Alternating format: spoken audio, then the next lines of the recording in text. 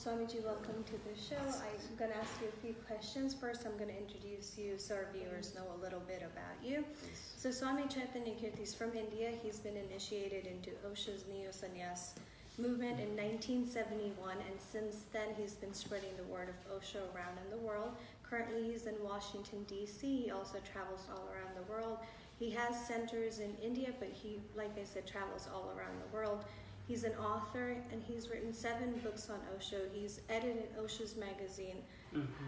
And he's been very dedicated into spreading Osho's word around the world. So let's get to know a little bit about him. And I'm going to ask you a few questions about Osho. Most welcome. Would love to hear more about your time with Osho, because you've spent a lot of time with Osho when he was in India and in America as well.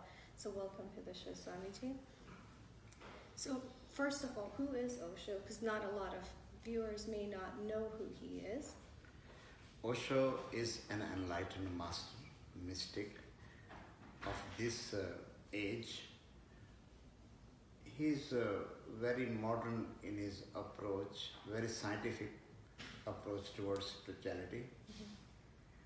Osho talks in the language that this generation can understand very easily, because he brings psychology, science, all whatever modern society needs, Osho is presenting in that way. And Osho has given his insights on all the mystics of the world, not just India, on Jesus, on Heraclitus, on various other Western masters also. So Osho is a world citizen, and he also, one can say, as in the previous Hindi terminology we used to say, Jagat Guru, he is master of the world. Yeah. So how did you come to know about Osho? How did you hear about him? And what made you decide that he's the person you're going to follow? I have always been very fond of reading good books, literature books, and I owe this to these books which made me find Osho.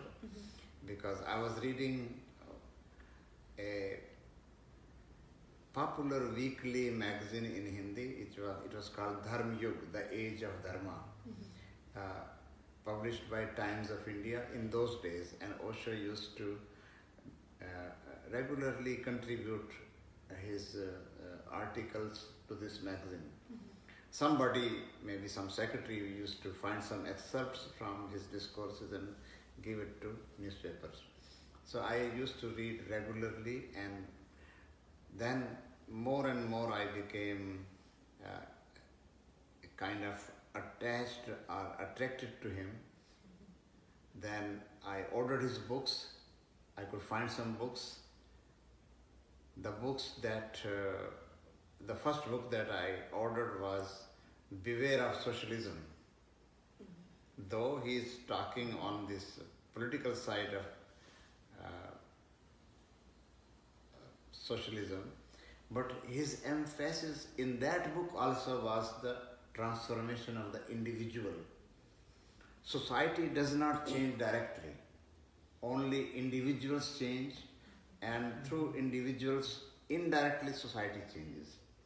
So all individuals have to think and do something about their individual transformation first. Instead of contributing or uplifting the consciousness of the world, first they need to be illumined themselves. And for that you require meditation, for that you require a kind of dedication to transform your own being. Okay. So you talked a little bit about the journey inwards. Today, in today's age, we're so addicted to our screens. We're pretty much a screen generation. Our life depends on our smartphones. So how do we stop that and bring the focus towards ourselves? If you are using smartphones without being aware of yourself, what your inner needs are, and without raising your own consciousness, if you go too much into technology, you would be lost. That's not very smart then. The smartness would be that you use it as a master, not as a slave to it. You should always remain the master, take the help of all technology. Osho did take the help of all technology, like now we have 1700 hours of videotapes. He was the first master in those days when this technology was used for his discourses. And maybe 10,000 hours of English discourses, Hindi discourses. So now we have the whole wealth. But he was not slave to it. He was the master using the technology, not being used by it. What is happening today is we are glued to these modern devices without worrying about our own transformation, our own happiness. And we have become addicted. And meditation means living a life of de-addiction.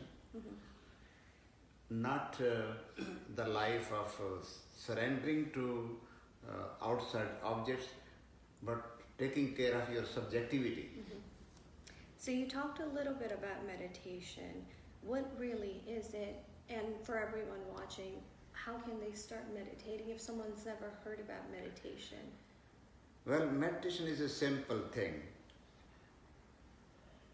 Any act that you are doing, start bringing something of awareness into it. So be in the present moment to moment awareness, whatever you are doing.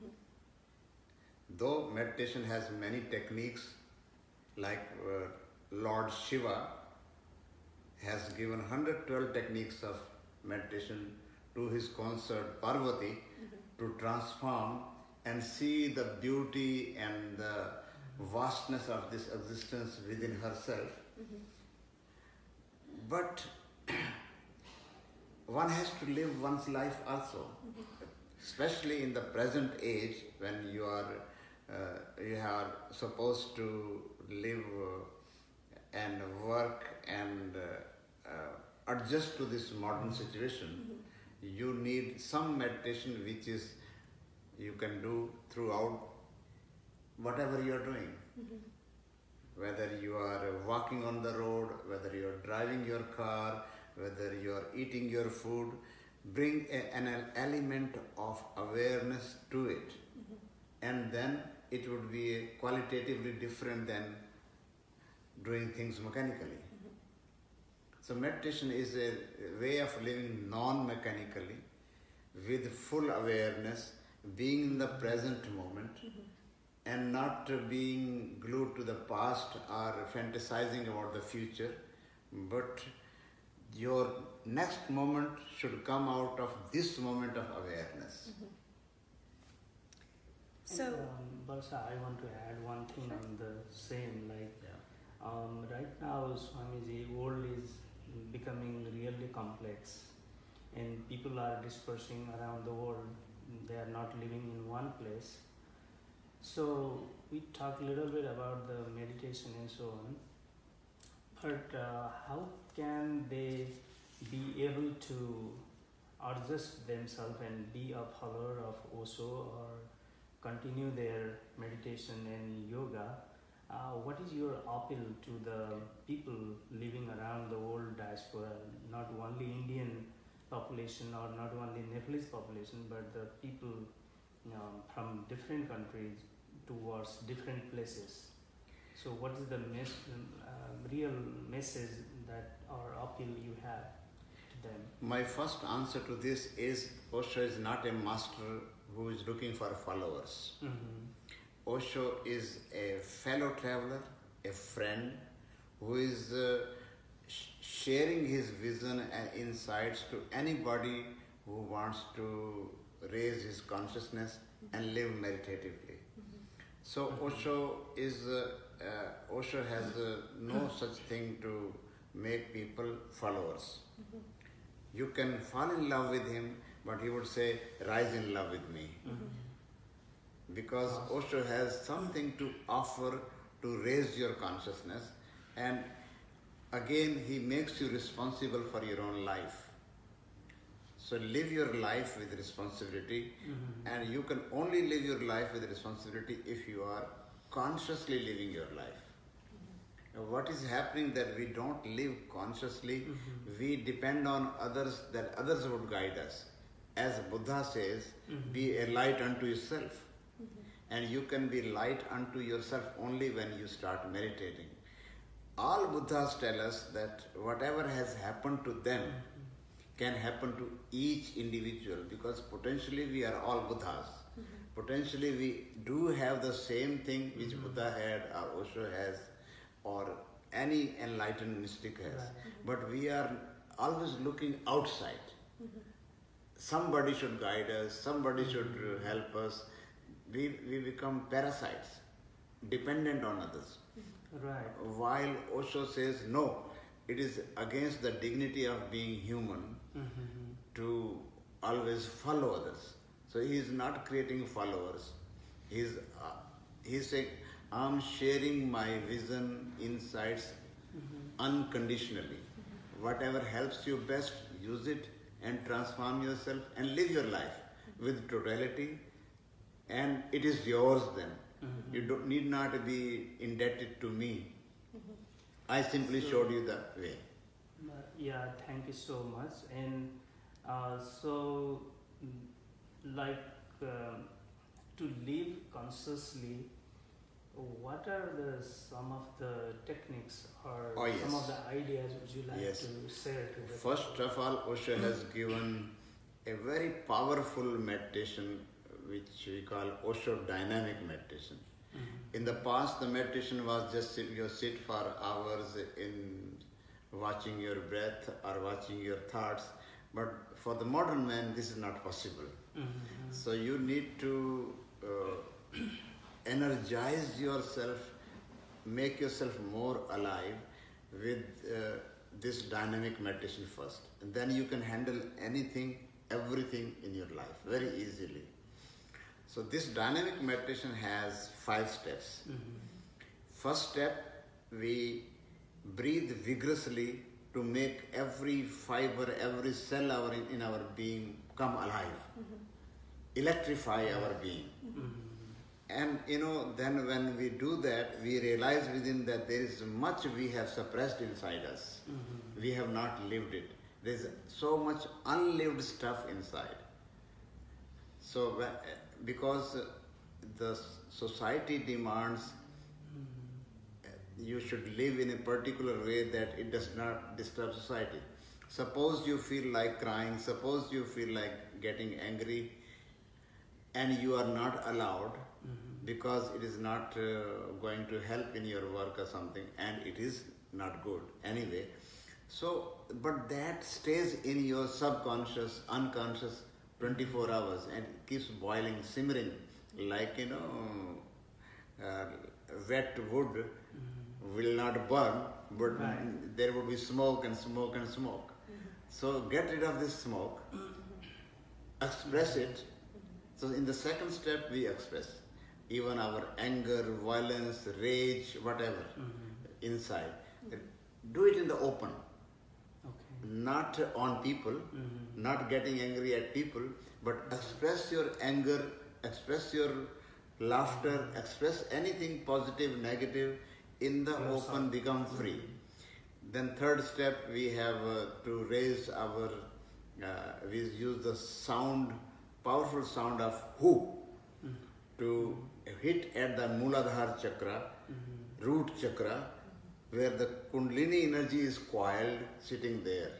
So when you hammer that with their sound, it rises upward. It's like a flame rising upward, fire rising upward. This is the Gunadharma. This is the quality of a fire that always goes upward. So in the third step, we do that. And after that, we go into meditation and we freeze and let the energy that has awakened within us work deeply in us. And this energy gives delight to us, happiness to us. Like poet William Blake of these Western countries say, energy is delight. Right. When you are energetic, you are delighted. So it gives you so much delight. In the fourth step, you realize that, and in the fifth step, you express it.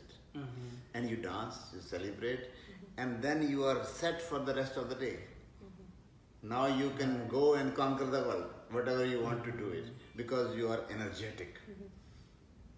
So Swamiji, one question comes here, like in my mind, and whatever I heard from the society or from other people in this point, like as I listen to you about Osho and the techniques of being enlightened, all good things, right?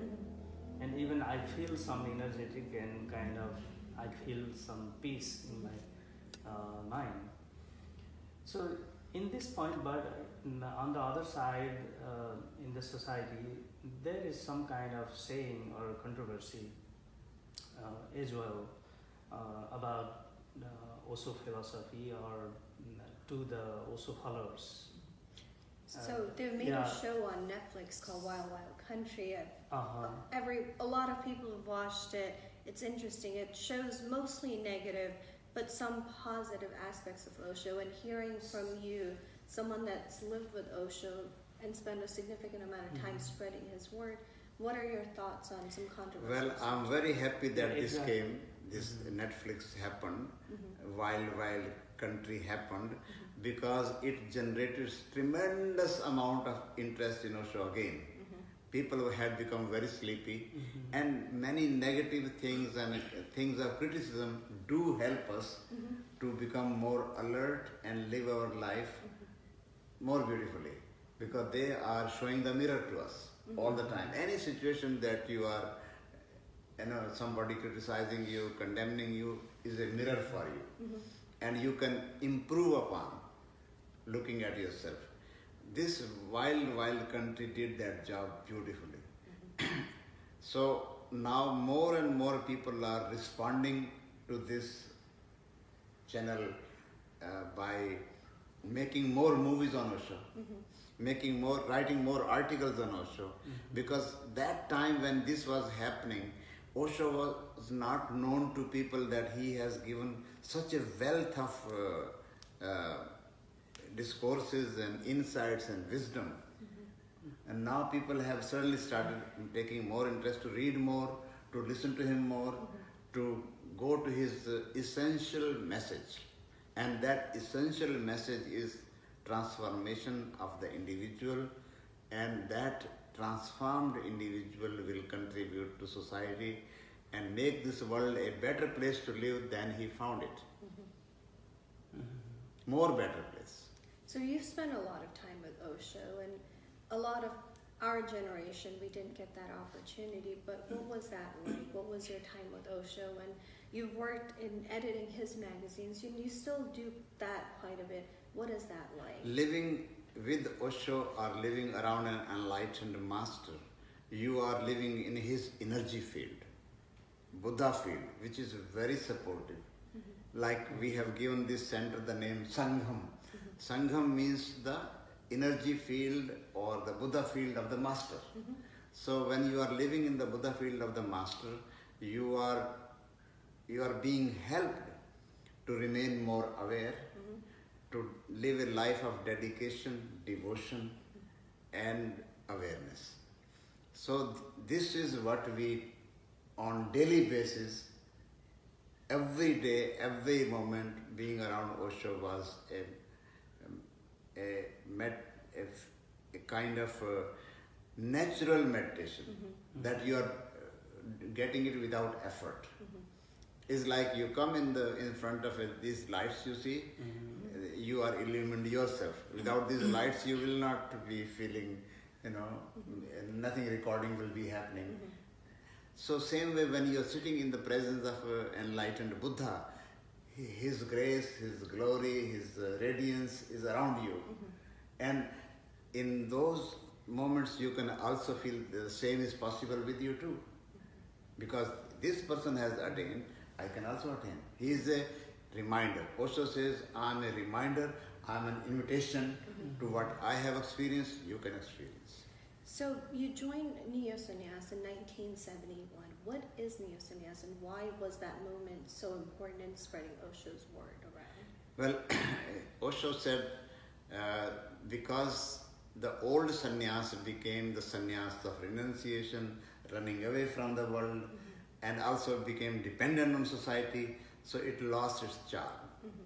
Because when a person takes sannyas, goes to Himalayas, leaves the family behind, people are crying, mother is crying, others are crying, because their youthful energy person is gone.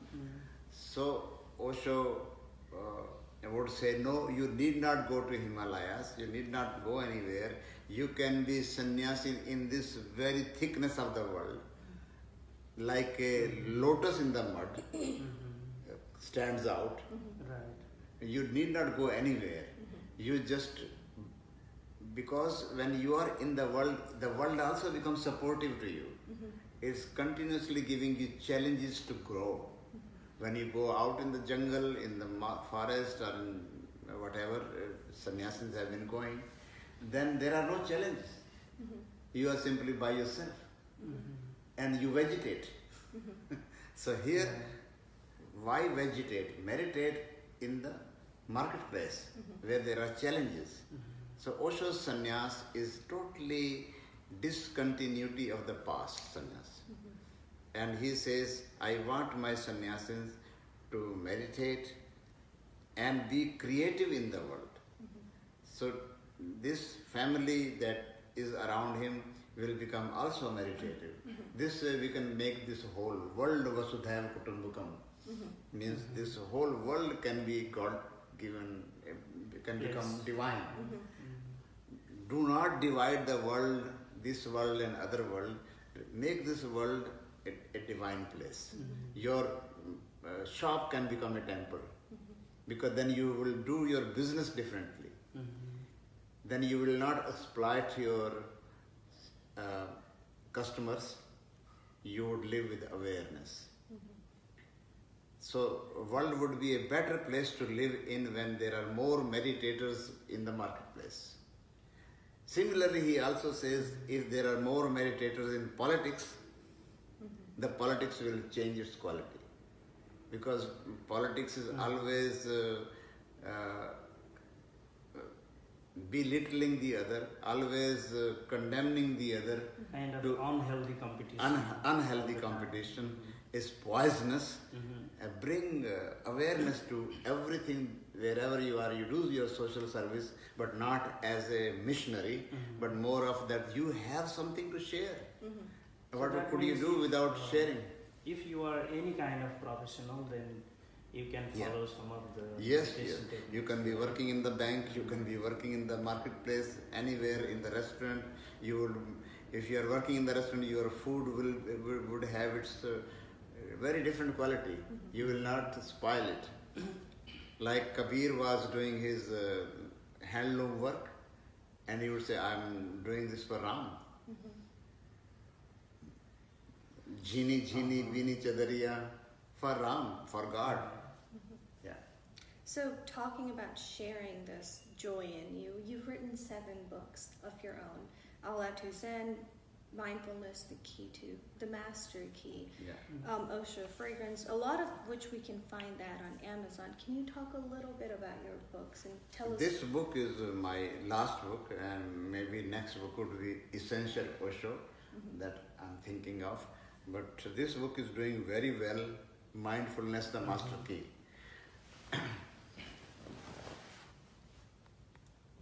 And we'll put a link of that on the description too. It's available world over by Amazon and other bookstores, Barnes Noble, etc.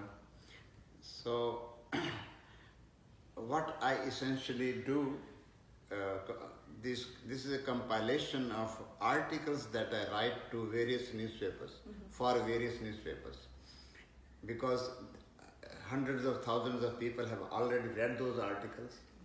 Then I want them to be compiled in a book so that people can get to know all the articles together. So in the time of 2 or 3 years, these articles become so much that I make a book out of it.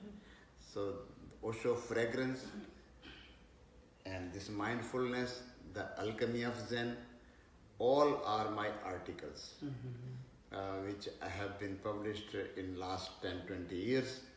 and more are always happening. I am writing, contributing articles to Asian Age, 2 articles every month, and to Deccan Chronicle, 2 articles every month, and some other papers also. And also I write in Hindi, which is my mother tongue, which I like most. So you said on your book title, Mindfulness, Master Key. What is mindfulness? And how can one bring that into Mindfulness is a modern word. You can say, the modern man can understand it. Like Buddha gave the word vipassana. In vipassana, what you do, you watch your breath, going in, coming out. You're watching the breath, you meditate with it. Also, you watch your thoughts without being judgmental, good or bad. You don't think these thoughts are good or bad. You simply watch as a witness to them. Third thing is you watch your feelings in vipassana and emotions. And then you transcend these 3 layers. Physical layer, mental layer, emotional layer, and go beyond, which in Upanishadic terms they say Turiya, consciousness, the 4th. But this would be a bit old language for the new people. They want something modern. So mindfulness, though it has the word mind in it, but it is taking you beyond mind, bringing you to consciousness. So mind has 2 meanings. Mind has your cluster of thoughts. Too many thoughts is mind. And when you become mindful, you become watchful. So the same has different meaning. Kind of a person being in super qualified position, right? Yeah. And also you make your mind work for you. You are not antagonistic to mind, but you use the mind to go beyond mind. Anybody who is educated, he cannot just leave the mind behind that way. He has to befriend the mind, make this mind will become your enemy if you are slave to it. If you are master of it, then it works for you better. Bring consciousness to whatever project you are dealing with. You are doing research work, you are doing your computer work, etc. Do it mindfully. You are eating your food, do it mindfully. It doesn't mean you think. It means bring awareness to it. Just apply it in the practice. In each moment. Yes. Like we are talking now, and we can talk with unawareness as people do gossip, and we can talk also with that I know that what I am talking to you. You know what you are saying to me. There is a flow of awareness between both of us, and we are in this moment, present in the moment totally. Then it is awareness of mindfulness. Yeah, so in this point, maybe Barsha is also in the same page. Like, what would be the best idea to spread Osho's good sayings and these good things towards the world? If there is something kind of mechanism or kind of group campaigns are already formed, or it is person to person, or to begin with, we need people like both of you who are in the media to reach out to more media people and offer them, because media has always a wide world in front of them. You are one media, another is another media, and the more media comes to know, the less distortions will be there. There are distortions, controversies, there are gossips, there are all kinds of negative stuff, because media has not been, fed well. we need to reach out to media to give all this literature, his discourses to media, so they read it and they become his spokesperson. And you often travel outside of India, where you're based, and currently you're in Washington, D.C., and I saw the flyer, and the keyword stuck out to me, friendliness. Can you say a little bit about what that is? We've heard friendship, friendly, but what's friendliness? Friendliness is like, when between man and wife there is a relationship, and if it evolves, it can become friendship also, then they are less clinging to each other. When you go beyond that boundary of family also, and you become loving to all in this world, then you are like you enter a sangha of sannyasis. Then it's a wider family. You are not just getting attached to just one person and living miserable life. You reach out to the rest of the world also, and share your wisdom, share your love with everybody. So this is maybe possibly understood as theory. It's not a theory. When you meditate, then you have connection with the universal energy. You actually feel that you are a child of this universe. Universe is mothering you. Universe is your caretaker. Existence takes care of you.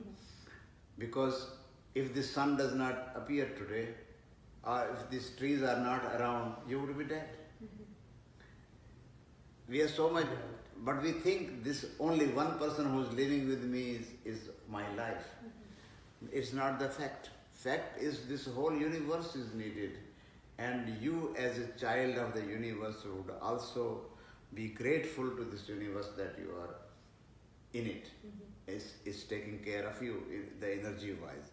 So in meditation you flower, you bloom like a flower, you blossom, and then there is a fragrance from the flower, and that fragrance is called friendliness, because it is unaddressed. Anybody who comes too close to the flower will get the fragrance. So if everybody becomes fragrant, then he would not discriminate with people. The national boundaries, the boundaries of the caste, color, creed, religions, all will dissolve. Because we think only in terms of, okay, this man is black, this man is white, this man is Indian, this man is Nepali, this man is... We are, putting people into imprisonments of nationalities. While a meditator is just a citizen of the whole universe, whole world. And this is his realization and not a theory, not a practice. So sannyasis, Mahatmas, enlightened ones, like Buddha bloomed 2,500 years ago. Now Buddha, everybody in this world, in this part of the world also loves Buddha. Why? Because he was for everybody. So a sannyasin on the spiritual path will be for everybody, and friendliness will be his quality. So by saying this, I was trying to raise this, one of the questions just earlier, because this means the built-in social institutions like marriage, death, caste, or whatever other practices are there in the society are being challenged by Osho philosophy, right? So that point of view, right, if you look at the society back in India or around the world, what are the reactions from the people? Well, it appears to be happening this way, but what Osho is saying that you first learn to love with only one individual in a loving way, then you are getting trained to love the whole world. It's easier to love the whole humanity, but to love one person is not easy.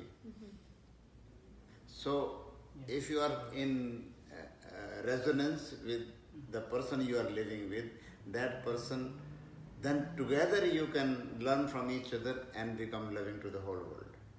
But if you are unfriendly to your friend who is living with you, you will not be friendly to the whole world also. You learn the lesson at home.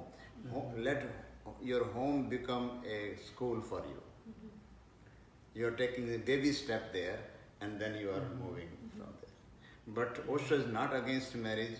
Osho is not against one-to-one relationships, institutions. But he says these institutions should not become your imprisonment. They should be like helping each other to grow together. More. This clears the issue. Love and friendship will create a ground for friendliness to happen naturally. So, to conclude our interview here, is there anything about Osho or about you or the movement you've been involved in for so long? Is there anything you'd like our viewers to know about, or any messages to anyone else, everyone watching out there? A few essential things is that the first basic thing is to make meditation your priority. When meditation is your priority, other things will be taken care by themselves. Because then meditation brings you in a space of sharing. And sharing you can do when you celebrate with others. Alone you cannot celebrate. Right. Even though one Walt Whitman says, I celebrate myself. These are his meditative moments. But the celebration has no limit. It can reach out to the rest of the world. So begin with meditation and come into sharing and celebration and be creative. Also, when you meditate, don't be egoistic. Because some people start getting into the trip of holier than others, holier than thou. Right. So they get into the trip of being superior to others. No, we are all fellow travelers. So this way, go on progressing on the path of friendliness, path of love, and you would be living a wonderful life, godly life,